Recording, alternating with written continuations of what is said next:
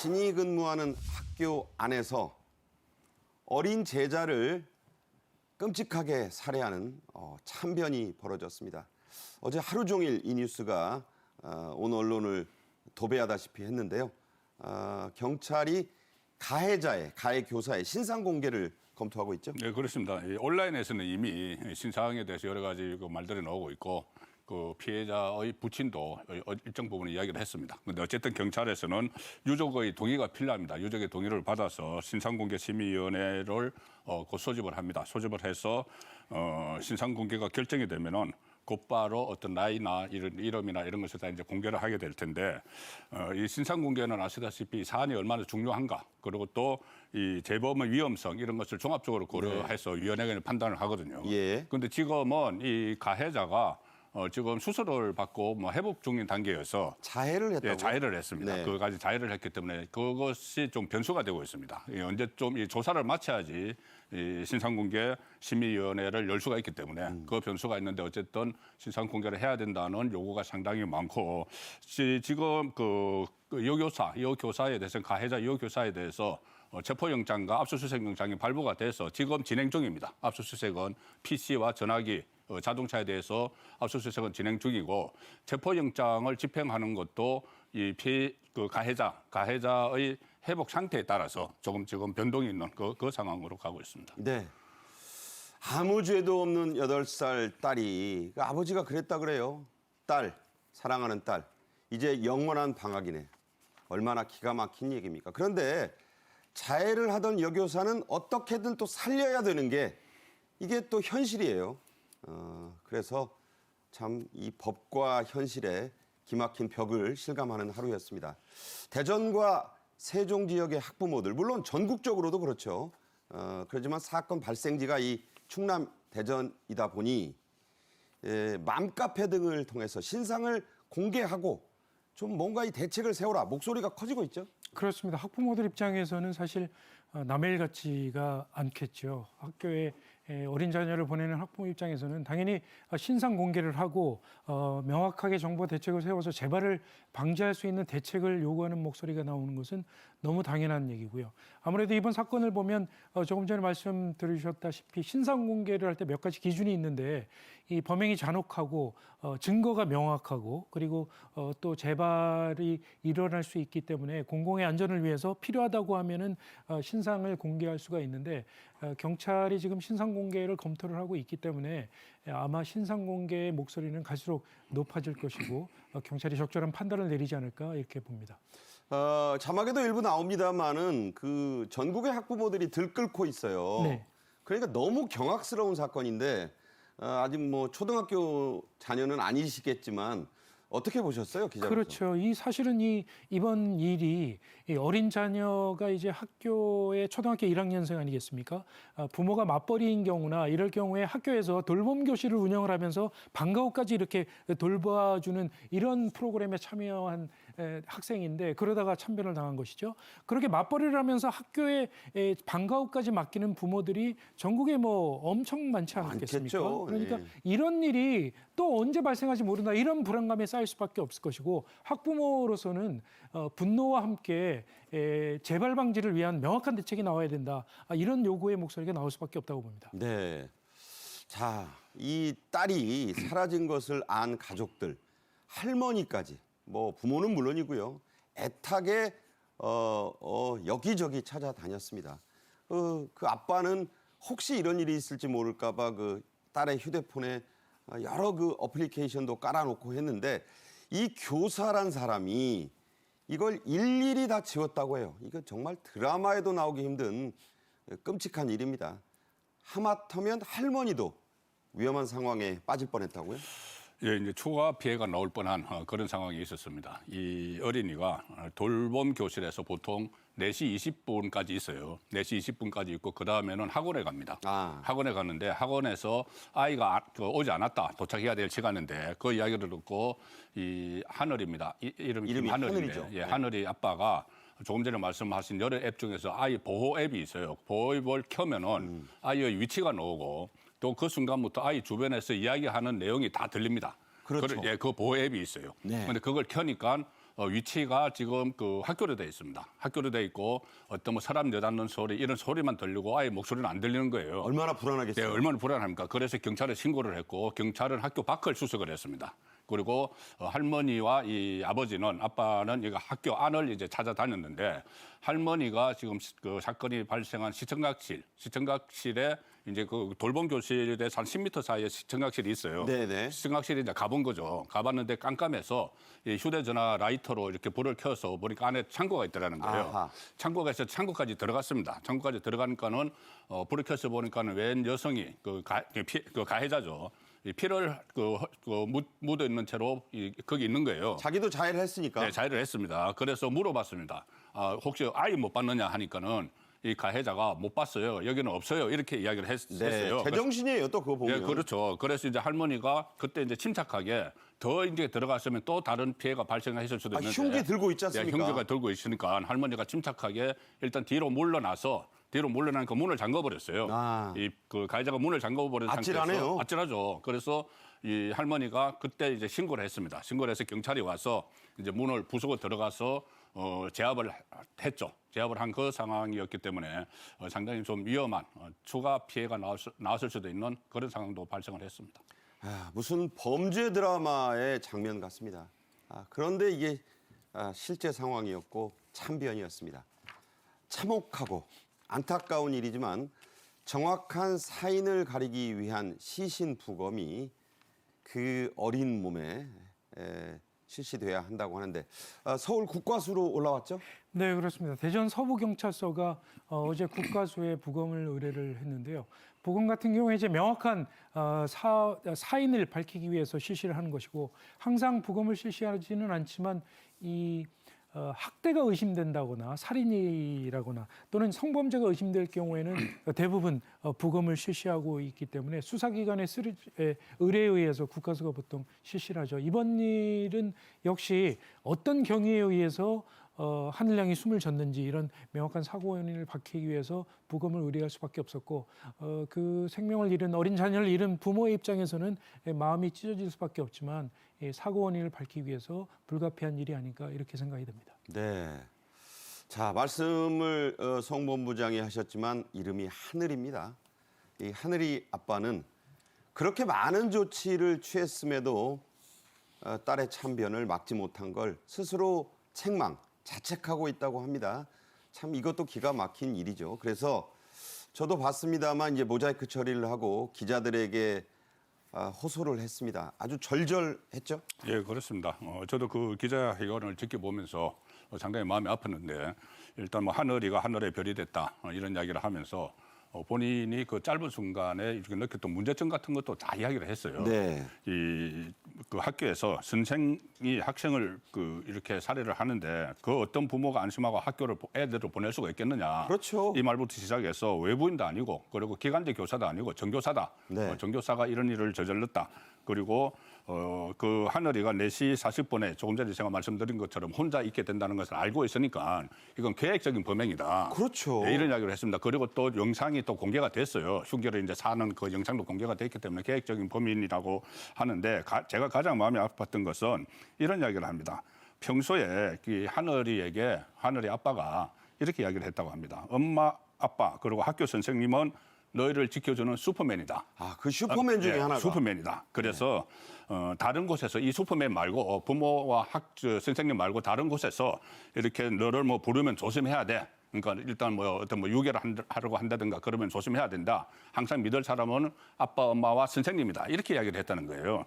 그런데 거기서 그런 이제 피해를 당했기 때문에 상당히 충격을 더 받았을 것 같고 또 이렇게 이야기합니다. 하늘이가 죽지 않아도 누군가 타겟이 됐을 것이다. 그러니까요. 왜냐하면 그 가해자가 어떤 정신적인 문제 때문에 누구라도 그랬다고 했어요. 누구라도 이제 그러니까는 누구라도 한 명을 같이 이제 죽겠다 이렇게 이야기를 했다는 거지 않습니까? 그러니까 누구라도 이제 표적이 됐을 것이다. 그런데 그것을 미연에 이제 방지하지 못한 그런 부분에 대해서 상당히 안타까운 그런 표현을 많이 했습니다. 네. 여러 가지 히어로 영화 우리 어린이들 많이 볼 텐데 너희를 지켜주는 슈퍼맨인데 그 슈퍼맨 중에 하나가 지상 최대의 빌런이 된 겁니다. 이게 얼마나 앞으로도 2차, 3차의 그 트라우마를 줄지 가늠조차 할 수 없습니다. 미리 막을 수는 없었나 이런 아쉬움이 계속해서 나오고 있어요. 자, 이 가해자 범행 며칠 전에도 이상한 징후가 있었다고요? 그렇습니다. 여러 가지 징후가 있었는데 그것이 이제 어떤 뭐 시스템이 없었든지 아니면 주의 깊게 살펴보지 못했든지 작동을 하지 않았어요. 일단 그 정신과적인 문제로 한 6개월 동안 휴직을 하다가 네. 지난 연말에 복직을 한 상태입니다. 복직을 했는데 그때 이제 또 방학이고 하니까 이번에 그 학생들이 이제 들어왔을 때부터 얼마 지나지 않아서 이런 일이 참변이 벌어졌습니다. 범행을 하기 불과 닷새 전에 컴퓨터를 또 뭐 부수는 그런 행동도 했어요. 그러니까요. 업무 포털 사이트에 잘 접속이 되지 않는다고. 그리고 그 다음 날에는 동료 교사에게 폭력을 또 휘둘렀습니다. 동료 팔을 꺾고 웅크리고 앉아 있던 가해자가 앉아 있는데 동료 여교사가 와서 말을 붙이니까 이렇게 오히려 그 말을 무시린다고 묻는 그 동료 여교사에게 폭행을 했어요. 그러니까요. 이렇게 뭐 팔도 꺾고 뭐 헤드락이란 것도 하고 막 이렇게 이해가 안 됩니다. 했습니다. 그렇게 이야기하면서 왜 나만 불행해야 돼? 또 이런 말을 했다고 해요. 그래서 이런 여러 가지 사장들을 보면은 어느 정도 좀 징후가 있었다. 징후가 있었으면은 신속히 대처를 했어야 되고 최근에 또 오늘 나온 보도를 보면은 그때 이 장학사가 그 학교를 그날 방문을 해서 이 어떤 격리를 시켜야 되지 않느냐 이런 이야기를 했다고 합니다. 그날 오전에. 네. 그런데 낮에 바로 이 흉기를 구입을 해서 오후에 그 범행을 저지른 거죠. 그러니까 좀 늦어버린 거죠. 그러니까요. 자, 지금 말씀하신 대로 이 흉기를 미리 구입했다. 범행 대상을 치밀하게 물색했다. 증거가 속속 나오고 있어요. 네, 지금 쭉 말씀을 드리셨지만 이 교사가 2018년부터 우울증을 알아왔고 2021년부터 네 차례나 우울증 치료를 위해서 휴직을 했다는 거거든요. 그러니까 상당히 평소에 우울증이 심하게 나타나는 그런 교사였고 방금 들으신 것처럼 작년 말에 다시 병가로 휴직을 갔다가 지난 4일에 복직을 하고 나서 지금 일이 터진 건데 뭐 컴퓨터를 부수기도 하고 뭐 동료를 폭행하기도 하고 이래서 학교에서 이 정상적인 교원 활동이 안 되겠다 이런 판단에 따라서 교육청에 신고를 한 거죠. 그리고 장학사가 와서 신고 당일에 오전에 학교에서 현장 조사를 벌였고 방금 말씀 들으신 대로 학생들과 격리를 하라는 그런 결정까지 내렸습니다. 그 오전에 낮 12시쯤에 그런 결정을 내렸는데 그 점심시간을 이용해서 학교에 나가서 학교 근처 마트에서 흉기를 구입을 한 것이죠. 참. 그리고 그 흉기를 가지고 들어와서 체포된 직후에 경찰에게 얘기를 하기를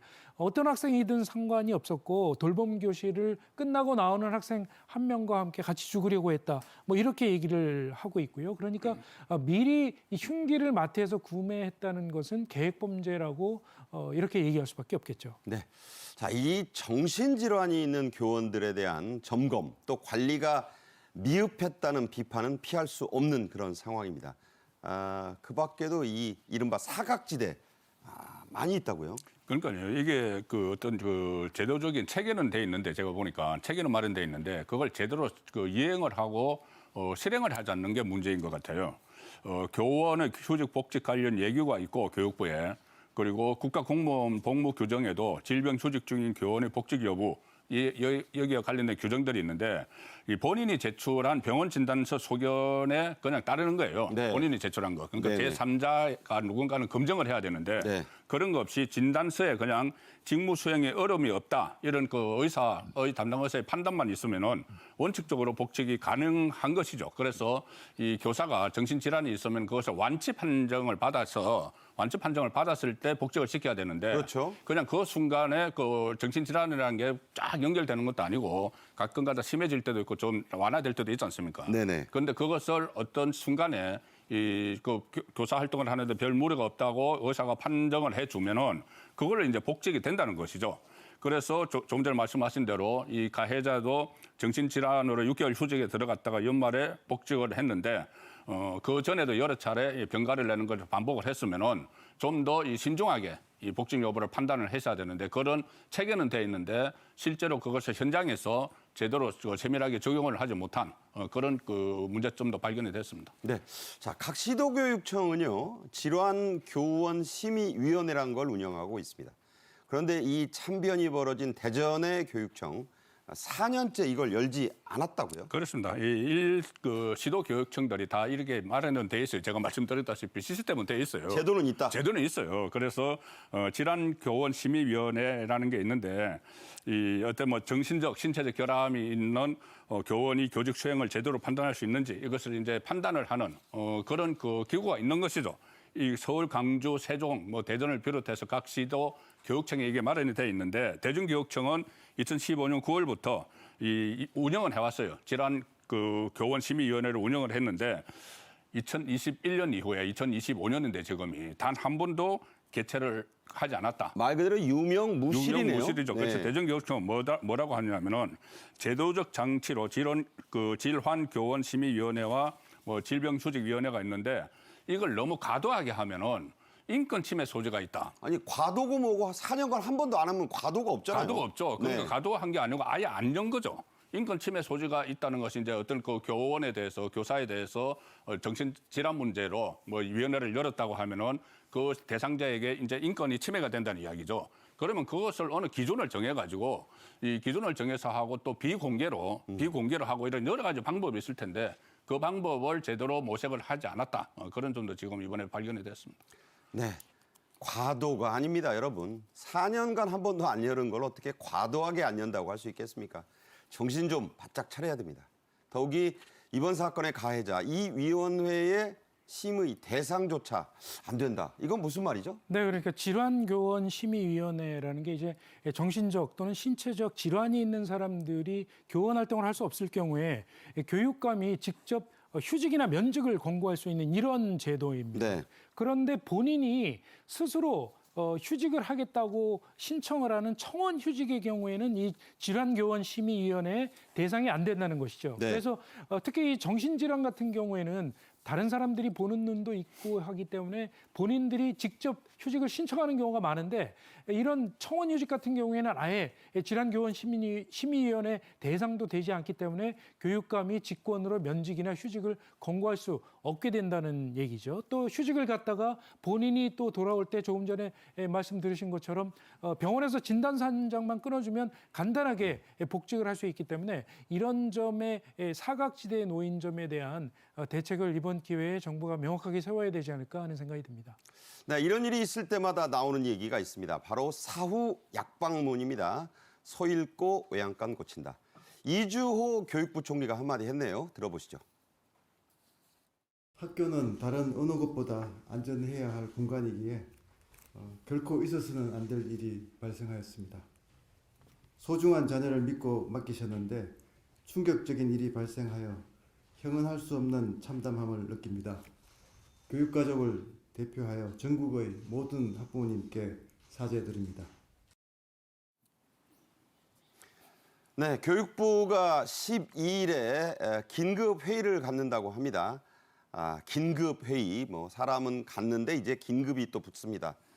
참 이게 어른들 책임이 있어요. 어른들 책임이죠. 어제도 뭐 모든 것이 뭐 어른들 때문이다 이런 이야기가 많이 나왔고 미안하다는 이야기도 많이 나왔는데 어쨌든 뭐 긴급회의를 갔던 이 어떤 미비점이 있으면 다 보완을 해야 되는 것이고 오늘 뭐 윤석열 대통령도 윤곽근 변호사를 통해서 이 피해자 가족 지원이나 재발 방지책을 마련해 최선을 다해야 된다 이런 이야기를 했고요. 윤 대통령도. 네, 그리고 또 최상목 권한대행도 국무회의에서 근본적인 대책 마련 이런 것을 지시를 했고 우원식 국회의장도 같이 특히 돌봄 교실에 대해서 이 학부모들이 불안하지 않도록 조치를 마련해야 된다. 이렇게 여러 곳에서 이제 메시지가 나왔는데 그것을 제도화시키는 그 숙제가 남아 있는 것이죠. 네, 여야가 이런 문제에도 시급하게 좀 손을 잡고 대책을 좀 냈으면 좋겠습니다.